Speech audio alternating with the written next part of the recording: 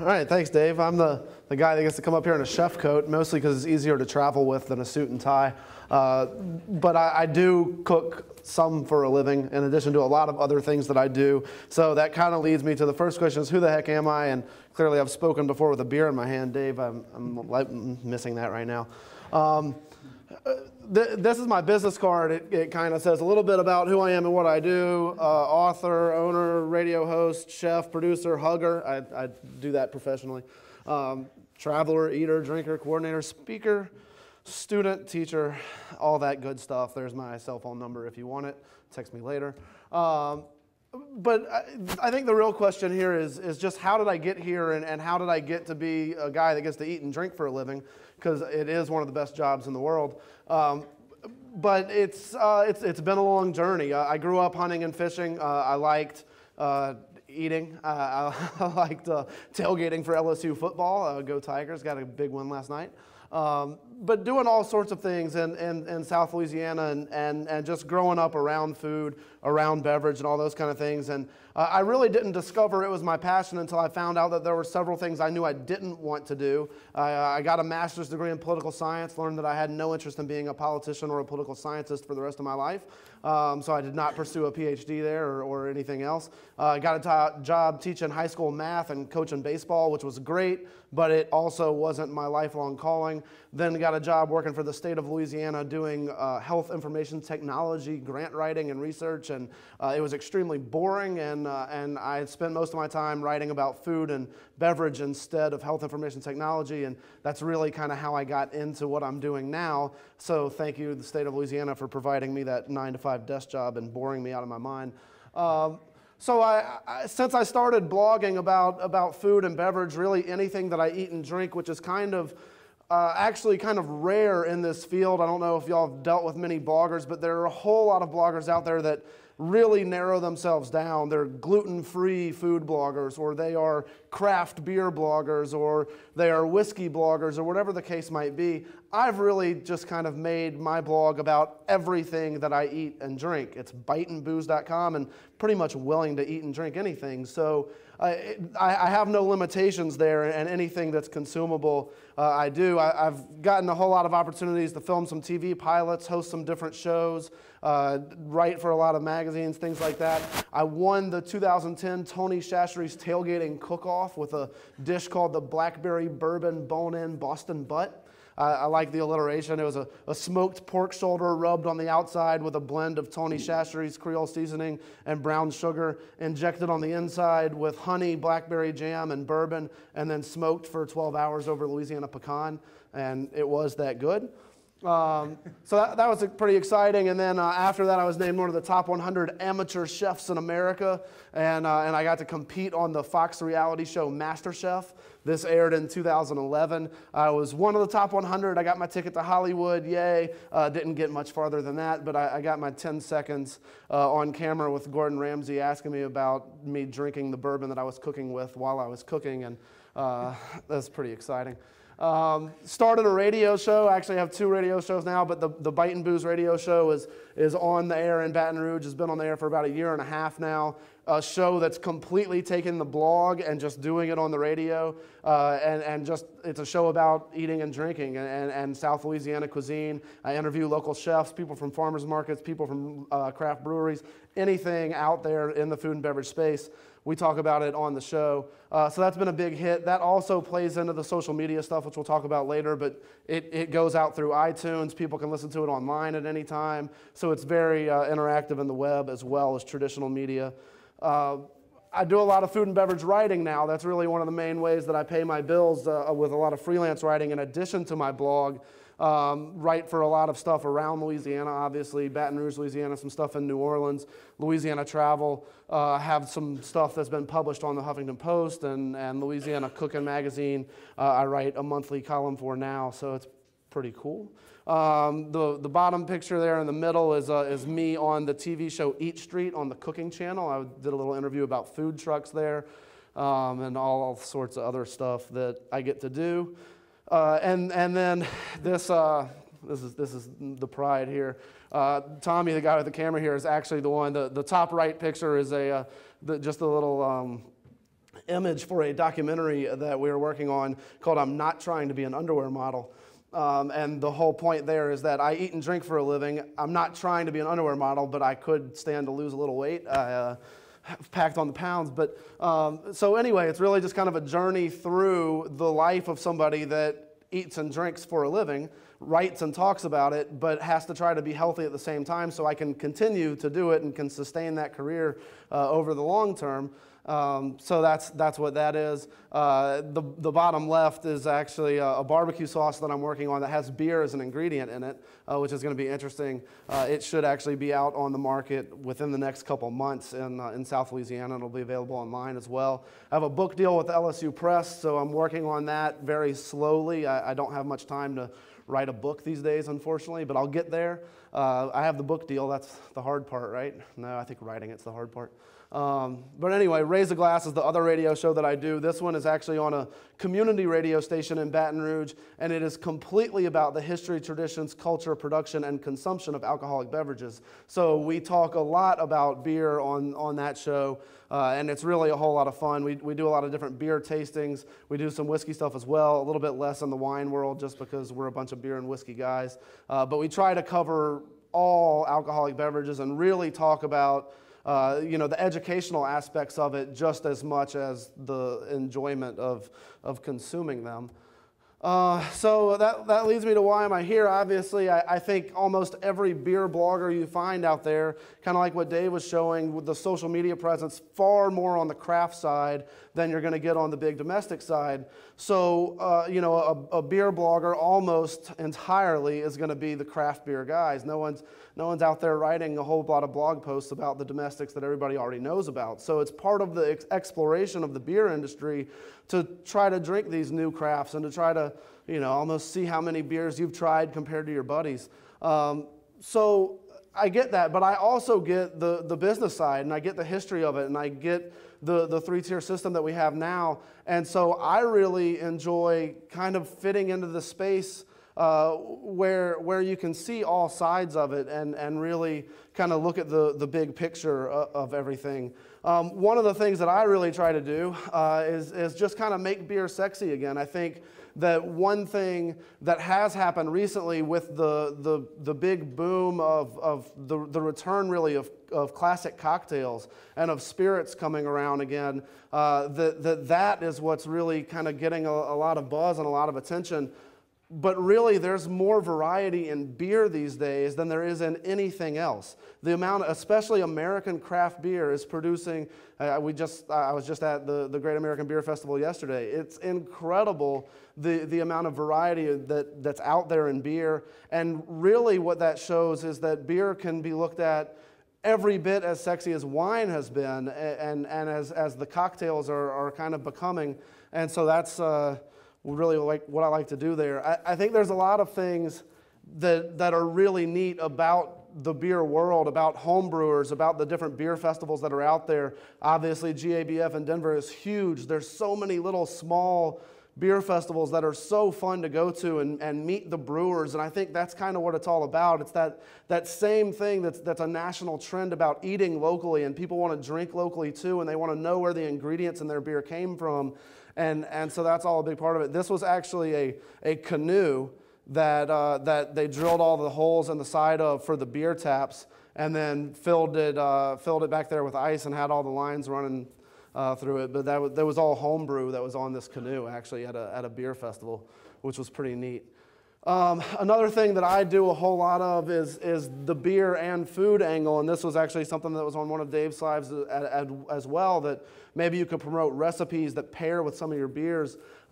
I do this from all sorts of angles. I do some actual beer dinners.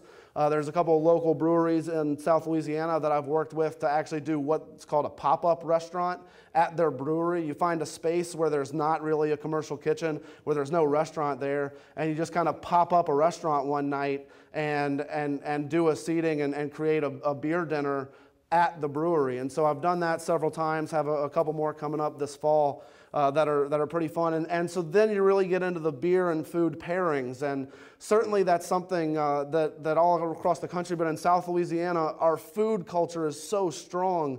and our beer culture really has been lagging behind as far as the crafts and the real different varieties go, but it's emerging and it's getting there. And I think one way that we can really promote beer is through food, and wine did such a great job of that. The wine industry promotes itself through food pairings so well, and especially with the crafts that are out there now, the beer industry has a better opportunity to promote itself with food pairings, and just kind of looking at how beer and food go together and work together. So that's something that I really enjoy doing as well. I also do some consulting with local restaurants that are trying to put on beer dinners and work with their chefs to either pick out beers for their dinners or taste some beers and talk about what kind of dishes they could cook to pair with them. And then I'll even show up at the restaurants for those dinners and talk about the beers.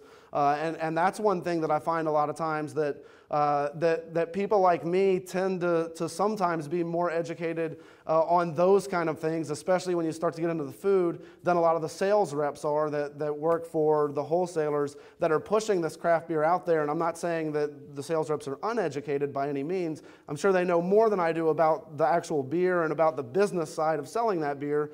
But a lot of times when it comes to the food pairing end of it or trying to create a beer dinner, I've been able to kind of fill what I see as a void there. So maybe that's something that y'all could work with bloggers and food bloggers and people like that on, or something that you could try to work on the educational piece with your sales guys that are pushing out, especially the craft brands that y'all might carry.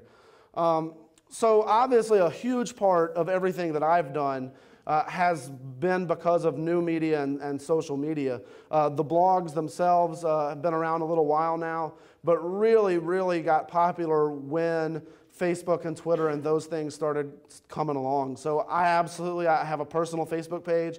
I have a Facebook page for my blog. I'll have a different Facebook page for my barbecue sauce once it's actually out there.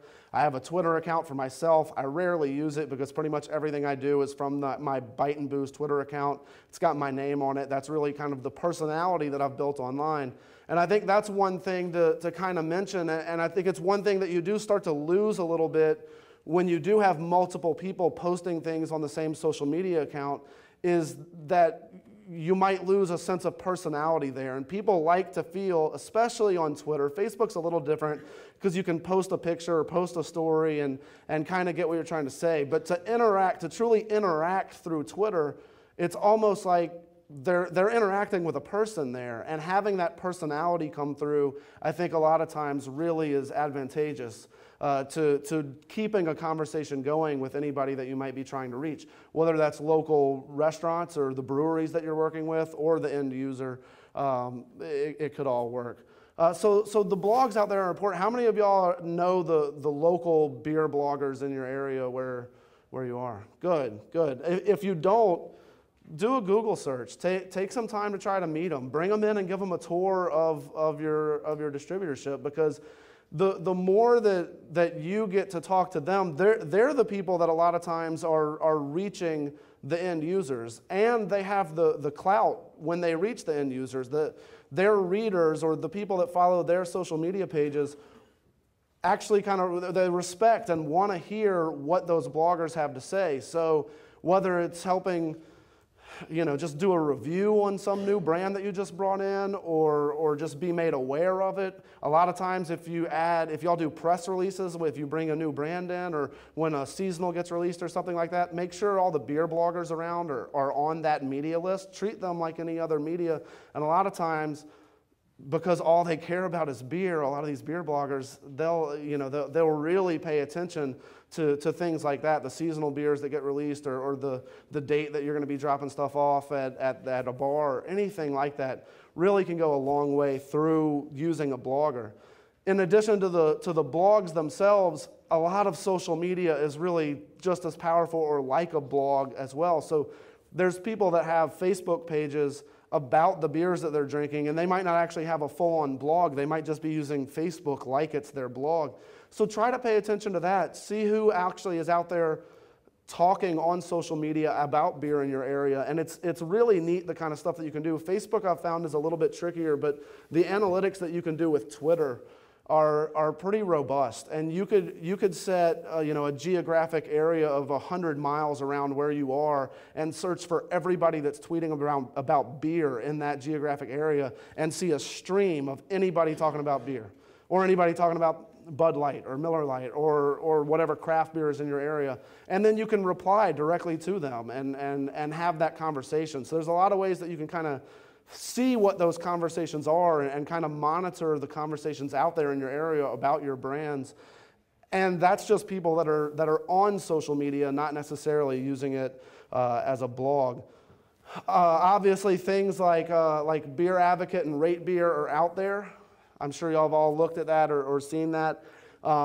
Garrett Oliver from the Brooklyn Brewery described that as crowdsourcing taste.